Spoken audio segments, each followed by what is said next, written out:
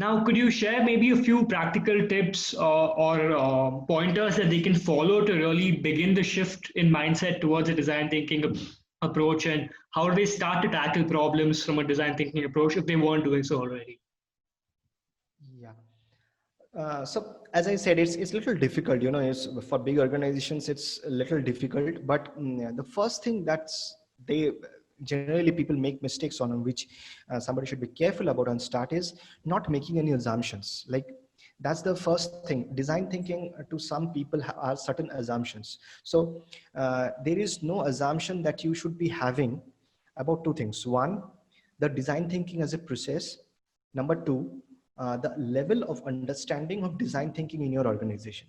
Now, I have seen both these things causing a big failure for implementation of design thinking. Some people understand shallow design thinking, and they try to apply it in at whatever their understanding is. That creates huge problem. The other problem is some organizations, the top management believe that now that I have taken my people through design thinking courses, I got a trainer who trained, people know design thinking, people understand design thinking, and let's apply design thinking. That's also a big problem. So first is understanding the real idea, that exactly where they are is very important.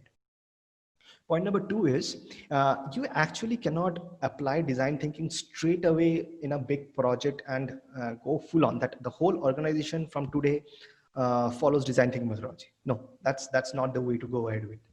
It has to be incremental. And this is very relevant for even startups also. Like it's not only big organizations, even startups also. A small, I mean, once they are starting to grow, it's not possible that you immediately go ahead and apply design thinking. Yes, when you are conceiving a new product, you can do it, but take one product at a time, see the success, and once you have seen the success, you deploy it, and whoever were involved in developing that product, make them the champions, design thinking champions probably. Because you know, I have seen this happening, that when we hired in Mahindra probably design thinkers from outside, and they came and they spoke, they explained, they could help understand the concept to few people. Beyond this, these few people, they became the champions, and they started speaking the organization's terminologies, the languages, and mix design thinking to explain people. And it was going straight to the heart. It was not going to the brain anymore. Because when you speak their own language, employees' language, they understand it very easily. So you should deploy design thinking in a way, in a phased manner, where you can hire initially an external trainer for once or maybe maximum twice to train one set of people.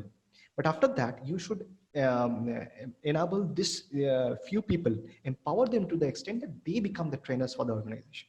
That's a very big thing. And one very important thing is, when you are doing this project, your project lead should be one who understands design thinking and the essence of it very well.